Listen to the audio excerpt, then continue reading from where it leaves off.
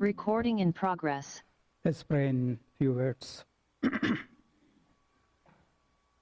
Heavenly Father, we are grateful to be gathered together to worship you for holy name. Thank you for your word. Your word brings peace and hope in our hearts. Fill us with your grace and love and help us to honor you. In Christ's name we pray.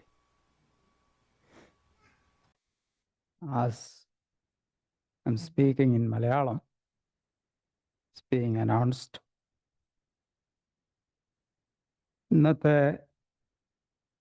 ഇന്നത്തെ വചന ചിന്തയ്ക്കായിട്ട് എൻ്റെ മനസ്സിലേക്ക് പരിശുദ്ധാത്മാവ് തന്ന ഒരു ഭാഗം എന്ന് പറയുന്നത് 23-ാം സങ്കീർത്തനമാണ്. സാധാരണ നമ്മുടെ വേർഡ് മിനിസ്ട്രിയിൽ സങ്കീർത്തനങ്ങളിൽ നിന്ന് അധികം സംസാരിക്കാറില്ല, എങ്കിലും സംസാരിക്കുന്നതുകൊണ്ടും കുഴപ്പമില്ല. പക്ഷേ എനിക്ക് ലഭിച്ച ഒരു വെളിച്ചം ഇതായിരുന്നു. അതുകൊണ്ട് ഞാനത് സെലക്ട് ചെയ്തു, ചൂസ് ചെയ്തു. അതിനെക്കുറിച്ച് ചില കാര്യങ്ങൾ കഴിഞ്ഞ ദിവസങ്ങളിൽ മനസ്സിലാക്കുവാനും അത് നിങ്ങളോടൊപ്പം ഷെയർ ചെയ്യുവാനും ഞാൻ ആഗ്രഹിക്കുകയാണ്.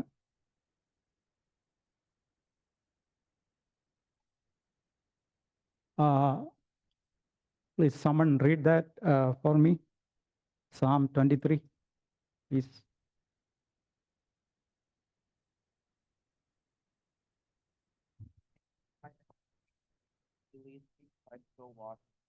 He restores my soul. He leads me in paths of righteousness for his name's sake. Even though I walk through the valley of the shadow of death, I will fear no evil, for you are with me. Your rod and your staff, they comfort me. You prepare a table before me in the presence of my enemies. You anoint my head with oil, my cup overflows. Surely goodness and mercy shall follow me all the days of my life, and I shall dwell in the house of the Lord forever. 23-ാം സങ്കീർത്തനത്തെക്കുറിച്ച് ഞാനൊരു story ഇങ്ങനെ കേട്ടിട്ടുണ്ട്.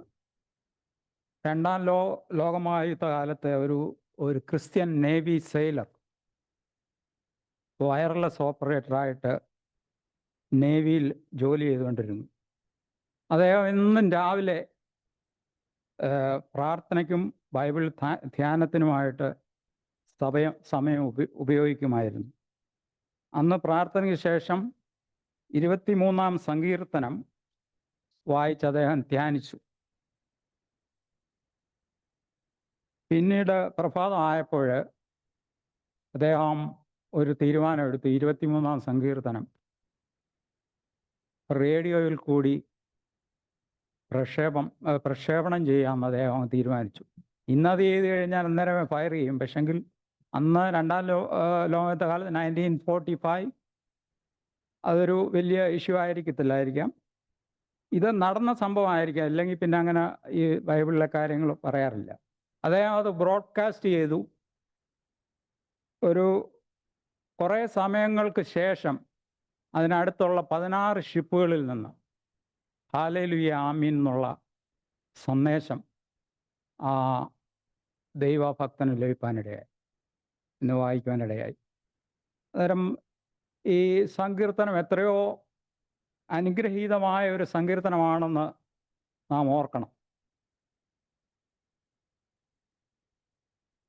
നമുക്കറിയാം, ദാവീദ് രാജാവ് ജീവിച്ചിരുന്നത് ഏകദേശം 2800 വർഷങ്ങൾക്ക് മുമ്പാണ്. യേശു ക്രിസ്തുവിനെ 800 വർഷങ്ങൾക്ക് മുമ്പ് BC 800-ലാണ് ദാവീദ് ജീവിച്ചിരുന്നത്. ദാവീദിനെക്കുറിച്ചുള്ള നമുക്ക് കാണപ്പെട്ട രീതിയിൽ വലുതായിട്ടൊന്നും ഇന്ന് നിലനിൽക്കുന്നില്ല. വിലാപമതിൽ ദാവീദ് പണിഞ്ഞതാണെന്നാണ് പറയപ്പെടുന്നത്. എന്നാൽ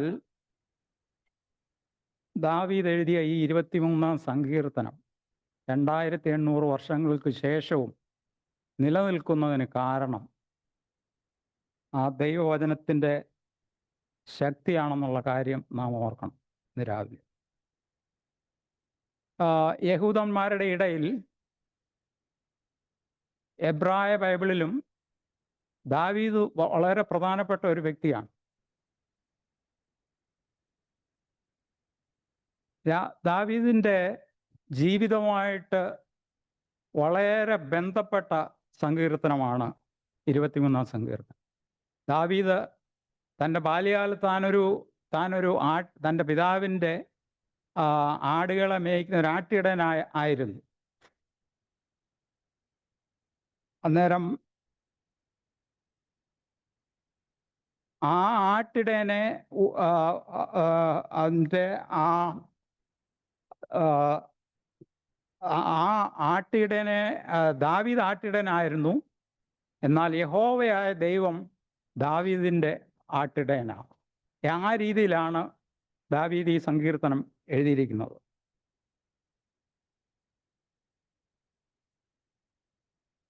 ദാവീദിൻ്റെ ഒരു പ്രത്യേകത എന്ന് പറഞ്ഞാൽ, ദാവീദ് വളരെ very talented individual. He was very talented individual. That നമുക്കറിയാം, ദാവീദ് അനേകം സങ്കീർത്തനങ്ങൾ രചിച്ചിട്ടുണ്ട്.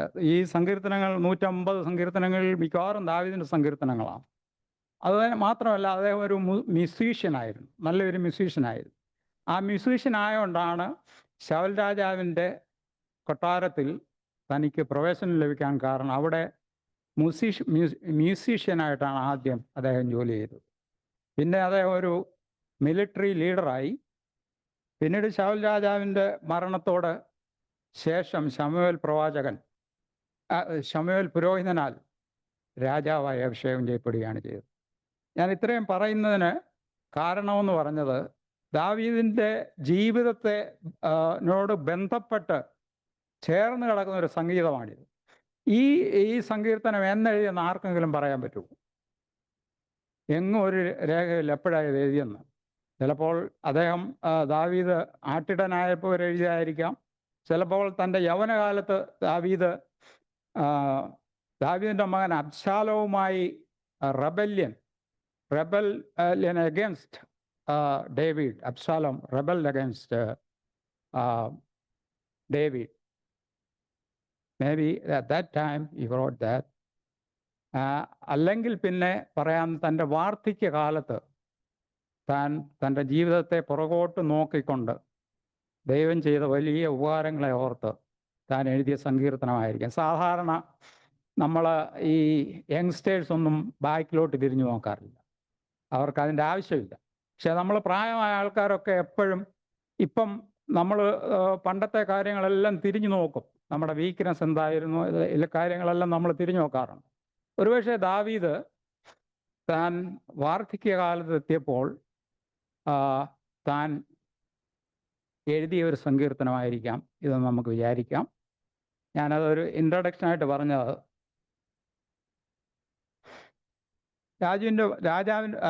ദാവീദിൻ്റെ മറ്റൊരു പ്രത്യേകത, താൻ ഇടയനായിട്ടാണ് തൻ്റെ ജീവിതം ആരംഭിച്ചത്. അത് ചെറിയ ജോലിയൊന്നുമല്ല അന്നത്തെ കാലത്ത്, അത് വലിയ ജോലി തന്നെയാണ് ഇടയൻ എന്ന് പറഞ്ഞാൽ. അത് എന്ന് പറഞ്ഞാൽ ആടുകൾ അന്നത്തെ വിലയേറിയ സമ്പത്താണ്. ആടുകളെ മേയ്ക്കുക എന്ന് പറഞ്ഞാൽ ചെറിയ കാര്യമല്ല. എന്നാൽ ഇടയൻ്റെ ജോലിയിൽ നിന്ന് രാജാവായപ്പോഴും താൻ തൻ്റെ പഴയ കാലങ്ങളെ താൻ വിസ്മരിച്ചില്ല എന്ന് നാം ഓർക്കണം. ഈ സങ്കീർത്തനം നമുക്ക് മൂന്നായിട്ട് തിരിക്കാം. ആദ്യം ദാവീദിൻ്റെ ഒരു ചെറിയ ടെസ്റ്റ് മണിയാണ്. Lord is my shepherd, I shall not want. That means all my need is being met. യഹോവയായ ദൈവം എനിക്കുള്ളതുകൊണ്ട് ഒന്നിനും ബുദ്ധിമുട്ടില്ല എന്നാണ് ദാവീദ് പറയുന്നത്. ഞാൻ എൻ്റെ മെയിൻ ഫോക്കസ് ആദ്യത്തെ ഫസ്റ്റ് വേഴ്സാണ്. പിന്നീട് എനിക്ക് സമയം കിട്ടുകയാണെങ്കിൽ മറ്റുള്ള വാക്യങ്ങൾ കുറിച്ച് അല്പം ചില കാര്യങ്ങൾ മാത്രം പറഞ്ഞ് ഞാൻ ഈ മെസ്സേജ് സ്റ്റോപ്പ് ചെയ്യാൻ ആഗ്രഹിക്കുകയാണ്. യഹോവയായ ദൈവം മനുഷ്യനുമായിട്ടുള്ള ബന്ധത്തെ വിശദീകരിക്കാൻ ഏറ്റവും ഫലപ്രദമായ ഒരു ഉദാഹരണമാണ് ആടും ഇടയനും. യഹോവ യഹോവ ആദ്യം ഇസ്രയേലിൻ്റെ ദൈവമായിട്ടാണ് അറിയപ്പെട്ടത്, ഇല്ലേ? ആദ്യമൊക്കെ ഇസ്രയേലിൻ്റെ ദൈവം, യഹോവ ഇസ്രയേലിൻ്റെ ദൈവമായിട്ടാണ് ആദ്യം അറിയപ്പെട്ടത്. കാരണം മറ്റുള്ള ജാതികൾക്ക് അവരുടേതായ ദേവന്മാരുണ്ടായി. എന്നാൽ യഹോവ സത്യദൈവവും ആ ദൈവം ആകാശവും ഭൂമിയും സൃഷ്ടിച്ചുവെന്നും യഹോവയുടെ വാഗ്ദാനം മാറ്റമില്ലാത്ത ഇതും വിശ്വസ്തത എന്നേക്കും നിലനിൽക്കുന്നു എന്നും അടയാളങ്ങളിൽ കൂടെയും അത്ഭുതങ്ങളിൽ കൂടെയും ദൈവം വെളിപ്പെടുത്തി കൊടുത്തു എന്ന് നാം കാണും. ആ യഹോവയെ ആയ ദൈവത്തെ ദാവീദ് തൻ്റെ ജീവിതത്തിൽ രുചിച്ചറിയുവാനിടയായി. അങ്ങനെയാണെങ്കിൽ നാം നമ്മെ തന്നെ ഇന്ന് രാവിലെ ഒന്ന് നാം എങ്ങനെയാണ് കർത്താവിനെ അറിയുവാൻ കാരണം, ദൈവത്തെ, പിതാവായ ദൈവത്തെ നമ്മൾ എങ്ങനെയാണ് അറിഞ്ഞത്?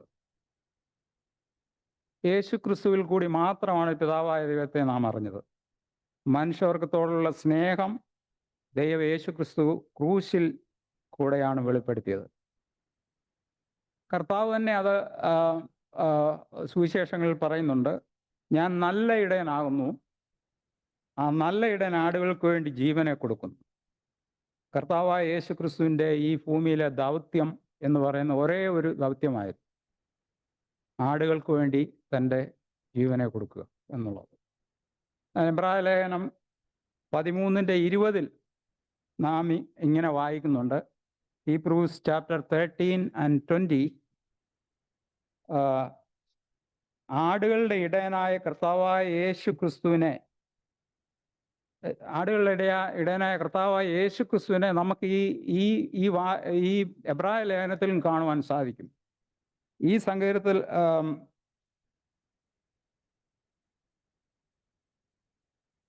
നമ്മുടെ ബൈബിളിൽ ആടിനെയും ഇടയനെയും കുറിച്ച് പല സ്ഥലങ്ങളിൽ, പഴയ നിയമം മുതൽ വെളിപ്പാട് പുസ്തകം വരെ പറഞ്ഞിട്ടുണ്ട്, നാം പലയിടത്തും വായിച്ചിട്ടുണ്ട്. ഏറ്റവും ഒടുവിൽ പറഞ്ഞ ഏതാണെന്ന് ആർക്കെങ്കിലും പറയാം? ഏറ്റവും ഒടുവിൽ, the last verse about shepherd and sheep is Revelation 7:17.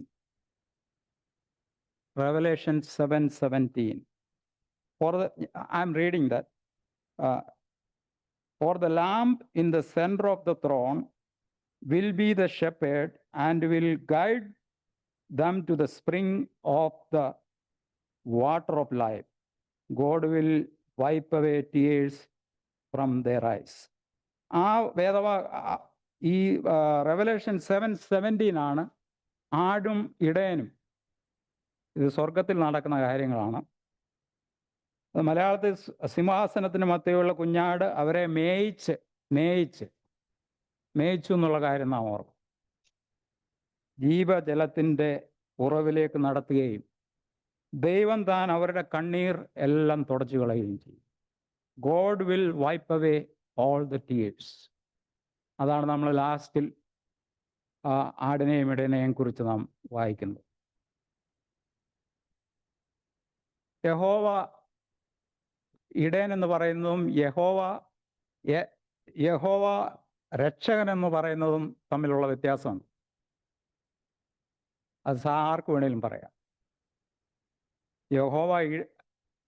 യഹോവ എൻ്റെ ഇടയൻ എന്ന് പറയുമ്പോഴാണ് യേശു ക്രിസ്തുവിനെ രക്ഷകനായി നമ്മുടെ ഹൃദയത്തിൽ നാം സ്വീകരിക്കുന്നുള്ള കാര്യം ഇപ്പോൾ ഓർക്കണം. ഉദാഹരണമായിട്ട് തോമസ് അപ്പോസ്തലൻ ഉയർത്തെഴുന്നേറ്റ കർത്താവിനെ കണ്ടു, യഥാർത്ഥമായിട്ട് കണ്ടു. കൈകൊണ്ട് തൊട്ട് സംശയമെല്ലാം കൈകൊണ്ട് തൊട്ടിട്ടാണ് തോമസ് ക്രൂശിക്കപ്പെട്ട ക്രിസ്തുവിനെ മനസ്സിലാക്കുവാനിടയായത്. എന്നാൽ അതുമാത്രമല്ല വലിയ കാര്യം ചെയ്തത്, എൻ്റെ കർത്താവേ, എൻ്റെ ദൈവമേ എന്ന് ഹൃദയത്തിൽ അംഗീകരിച്ചു എന്നതാണ് അതിനകത്തെ വലിയ കാര്യം. നാം ഇന്ന് രാവിലെ അതാണ് എൻ്റെ രക്ഷകൻ, എൻ്റെ എന്ന് പറയുന്നത് മായി, അതാണ് നമ്മുടെ ജീവിതത്തിൽ നാം കർത്താവിനെ സ്വന്തം രക്ഷിതാവായി, എൻ്റെ രക്ഷിതാവായി നാം അംഗീകരിച്ചു എന്നുള്ളത് എത്രയോ വലിയ ഭാഗ്യകരമായ കാര്യമാണ്. നമ്മൾ ദൈവത്തിന് എത്രയോ വിലയേറിയതാണ് എന്ന് നാം മാത്യു ചാപ്റ്റർ 12:21, ഞാനിത് എല്ലാം എഴുതിയെടുത്തിരിക്കുക, അല്ലെങ്കിൽ ഒത്തിരി സമയം ആകും, അതുകൊണ്ട് ഞാൻ വാക്യങ്ങളെല്ലാം നോട്ടായിട്ട് എഴുതിയെടുത്തിരിക്കുകയാണ്. മാത്യു 12:21 കർത്താവ് പറഞ്ഞു, നിങ്ങളിൽ ഒരുത്തന് ഒരാടുണ്ട് എന്നിരിക്കട്ടെ, ശബത്തിൽ അത് കിണറ്റിൽ വീണാൽ അതിനെ രക്ഷിക്കുകയില്ലയോ എന്ന് അവരോട് ചോദിച്ചു. നേരെ നാം ചിന്തിക്കണം, ഒരാടിനെ രക്ഷിപ്പാൻ നിയമങ്ങളെ ലംഘിക്കുവാൻ കർത്താവ് അനുവാദം കൊടുത്തു എന്ന് നാം ചിന്തിക്കണം. ഒരാടിനെ രക്ഷിക്കാൻ ഇതെന്തിനാണ് കർത്താവ് പറഞ്ഞത്? ഇത് നമ്മളെ ഉദ്ദേശിച്ചാണ് പറഞ്ഞത്. വീണ്ടെടുക്കപ്പെട്ട ദൈവമക്കൾ ആയ നമ്മെ ഉദ്ദേശിച്ചാണ് കർത്താവ് ഇത്. അന്നേരം ആ ഉദാഹരണം തന്നെ, നാം ദൈവത്തിന് എത്രയോ വിലയേറിയ മക്കൾ ആണ് എന്നുള്ള കാര്യം നാം ചിന്തിക്കണം. നാം സാംസ് 103 നാം ഇങ്ങനെ വായിക്കുന്നു. ഞാൻ പറഞ്ഞില്ലേ, ബൈബിളിൽ ഒത്തിരി ആടും ഇടയനുമായിട്ടുള്ള ഉദാഹരണങ്ങൾ നമുക്ക് വായിക്കുവാൻ സാധിക്കും. Psalm 103 നാം അവനുള്ളവരാകുന്നു, അവൻ്റെ ജനവും അവൻ മേയിക്കുന്ന ആടുകളും തന്നെ. ദാവീദ് യഹോവയെ തൻ്റെ ഇടയനായി അംഗീകരിച്ചു. ആ യഹോവയായ ദൈവത്തെ തൻ്റെ പുത്രനിൽ കൂടി നമ്മുടെ ഹൃദയത്തിൽ സ്വീകരിക്കുവാൻ ദൈവം നമ്മയും തിരഞ്ഞെടുത്തു എന്നുള്ളത് ഓർത്ത് നമുക്ക് ഇന്ന് രാവിലെ ദൈവത്തെ സ്തുതിക്കാം. അത് ഞാൻ ആ ഇടയനെ സംബന്ധിച്ചുള്ള ആദ്യത്തെ പോർഷൻ പറഞ്ഞു, യഹോവ എൻ്റെ ഇടയൻ എന്നുള്ളതിനെ സംബന്ധിച്ച് ആദ്യം അത് പറഞ്ഞ് ഞാൻ നിർത്തിയെന്നുള്ളതേ ഉള്ളൂ. എന്നാൽ എനിക്ക് മുട്ടുണ്ടാകുകയില്ല. I shall not want for all my needs being met. എനിക്ക് ബുദ്ധിമുട്ടുണ്ടാകയില്ല എന്ന് ദാവീദ് പറഞ്ഞു. അന്നേരം ദാവീദിനെ കുറിച്ച് നമ്മളൊന്ന് ചിന്തിച്ചു നോക്കി. ദാവീദിന്റെ ജീവിതത്തിൽ വളരെ ചലഞ്ചസോടുകൂടി ജീവിച്ച് രാജാവായി തീർന്ന ഒരു വ്യക്തിയാണ് ദാവീദ്. ദാവീദിന്റെ ജീവിതത്തിൽ വലിയ പരാജയങ്ങളും ഉണ്ടായിട്ടുണ്ട്, വലിയ പരാജയങ്ങൾ. അത് നമ്മൾ വായിച്ചു കഴിഞ്ഞാൽ നമുക്ക് തന്നെ അതൊരു മിസ്റ്ററി ആയിട്ട് തോന്നും. വലിയ പരാജയങ്ങൾ ദാവീദിന്റെ ജീവിതത്തിൽ ഉണ്ടായിട്ടുണ്ട്. ശൗലിനെ പേടിച്ച് ദാവീദ് ഓടി ഗുഹകളിൽ പാർത്തായിട്ട് നാം വായിക്കുന്നു. സ്വന്തം മകൻ അബ്ശാലോം തന്നോട് പടപൊരുതി ദാവീദിനെ സ്ഥാനഭ്രഷ്ടനാക്കുവാൻ ശ്രമിച്ചതായി നാം വായിക്കുന്നു.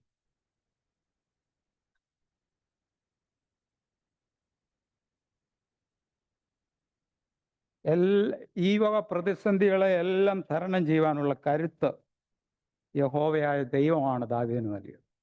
നമ്മുടെ ജീവിതത്തിലും നാം അത് ചിന്തിക്കേണ്ട കാര്യം.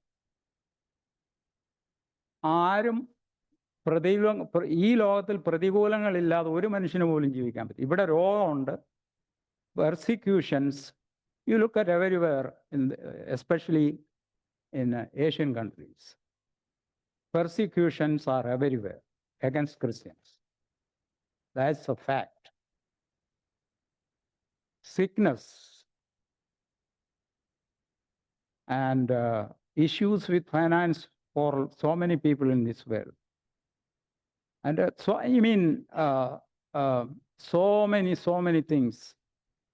ദാവീദും ആ നിലയിൽ തന്നെയാണ് തൻ്റെ ജീവിതം മുന്നോട്ട് കഴിച്ചത്. എങ്കിലും ദാവീദ് ദൈവത്തിൽ ആശ്രയിച്ചു, യഹോവയിൽ ആശ്രയിച്ചു. യഹോവ എൻ്റെ സങ്കേതം, എൻ്റെ കോട്ടയം എന്ന് ദാവീദിന് ജീവിതത്തിൽ അംഗീകരിപ്പാൻ ദാവീദിനിടയായി. അതുകൊണ്ട് ഞാൻ യാതൊന്നിനെയും ഭയപ്പെടുകയില്ല. ദാവീദ് ഒന്നിനെയും ഭയപ്പെട്ടില്ല. അതുകൊണ്ട് ദാവീദിന് ഒരു നന്മയ്ക്കും കുറവ് വന്നില്ല എന്ന് പ്രഖ്യാപിക്കാനിടയായി. ദാവീദ് ശത്രുക്കളുടെ ഇതിൻ്റെ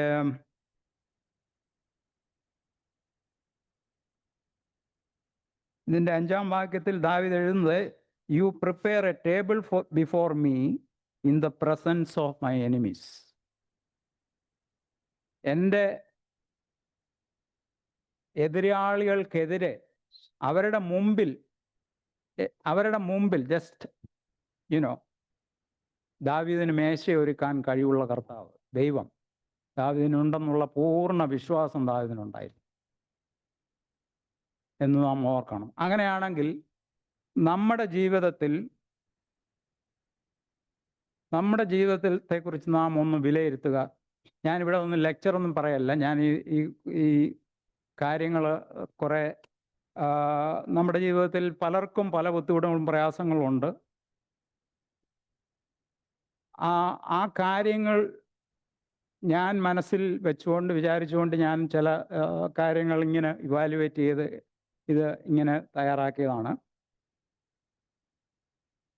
ഈ പല പ്രശ്നങ്ങളും പ്രതികൂലങ്ങളും നമ്മളുടെ ജീവിതത്തിലുണ്ടാകും. നമ്മളെല്ലാവരും സംശയിക്കാറുണ്ട്, ഇല്ലേ? പല കാര്യങ്ങളിലും നമുക്ക് സംശയങ്ങളുണ്ടാകാം. നമ്മളുടെ ജീവിതത്തിൽ അൺഎക്സ്പെക്റ്റഡ് ആയിട്ട് things happen. You always doubt why is happening. നമ്മുടെ ജീവിതം എപ്പോഴും സുഖകരം ആയിരിക്കണമെന്നില്ല.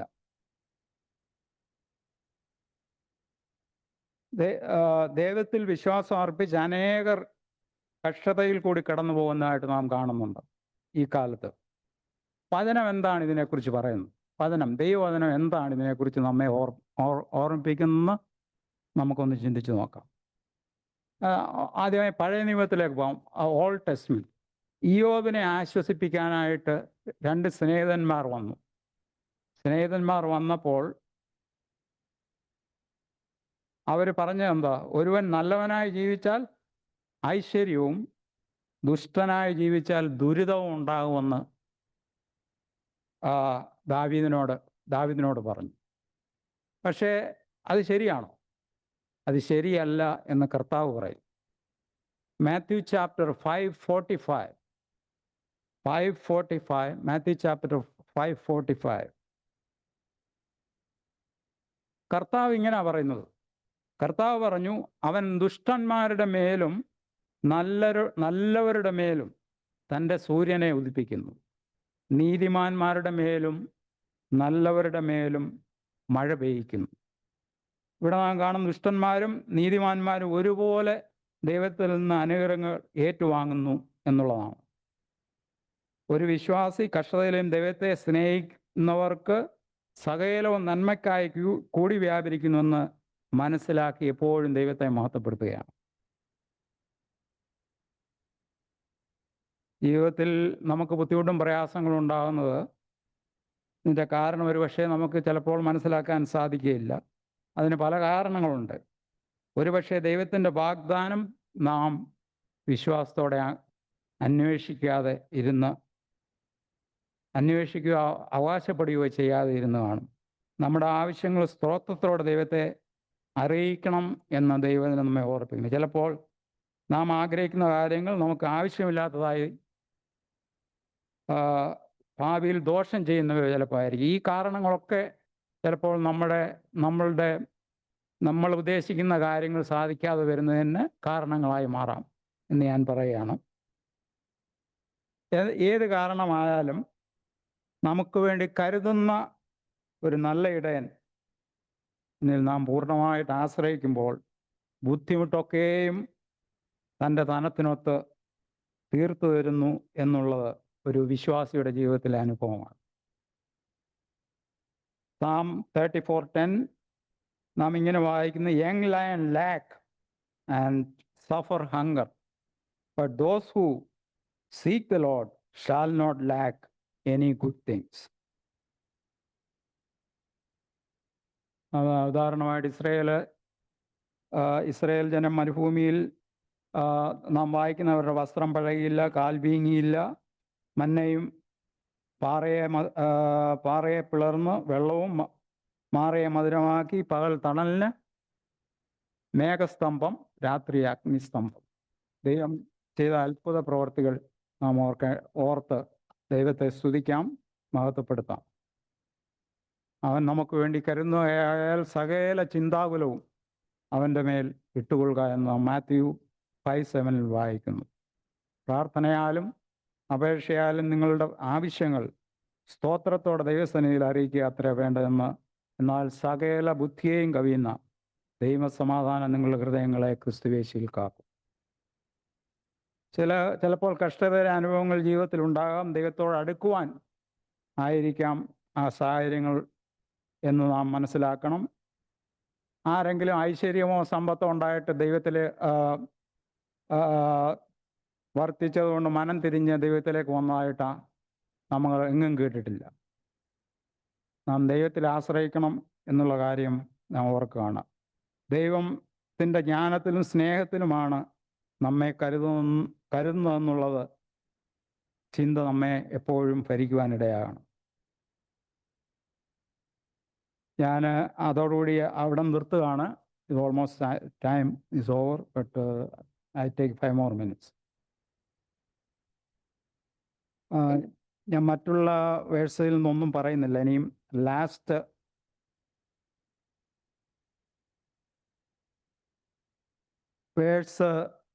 verse 5, no, verse 6. Surely goodness and loving kindness will follow me all the days of my life, and I will dwell in the house of the Lord forever. I will dwell in the house of the Lord forever. മലയാളത്തിൽ ദീർഘകാലം വസിക്കുമെന്നാണ്.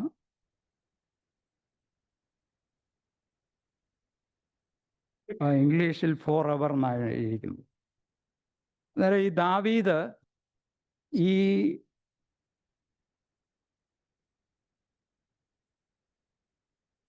നല്ല ഇടയനായ ദൈവത്തോട്, യഹോവയുടെ ദൈവത്തോട് നിത്യമായ ബന്ധത്തിൽ ജീവിച്ച ദാവീദ് നമുക്കറിയാം ഒരു പഴയ നിയമ ഭക്തനായി. എന്നാൽ തനിക്ക് ദൈവത്താൽ ലഭിച്ച വെളിപ്പാട്, ദൈവത്താൽ വെളിപ്പാട് ലഭിച്ചു. അബ്രഹാമിന് ലഭിച്ചു, മറ്റ് അനേകർക്ക് പഴയ നിയമത്തിൽ ആ വെളിപ്പാട് ലഭിച്ചു. പഴയ നിയമത്തിലുള്ളവർ നമ്മൾ ചിന്തിക്കും ഇപ്പോൾ ഒരു മൗണ്ടൻ്റെ ഒരു സൈഡിൽ പഴയ നിയമക്കാരും മറ്റേ സൈഡിൽ പുതിയ നിയമത്തിലുള്ള ആളുമാണ്. അവർക്ക് ആ മൗണ്ടൻ കയറി മറ്റേ സ്ഥലം കാണാൻ അവരെ കൊണ്ട് സാധിച്ചിട്ടില്ല. പക്ഷെങ്കിൽ അവർക്ക് ദൈവം വെളിപ്പെടുത്തി കൊടുത്തു.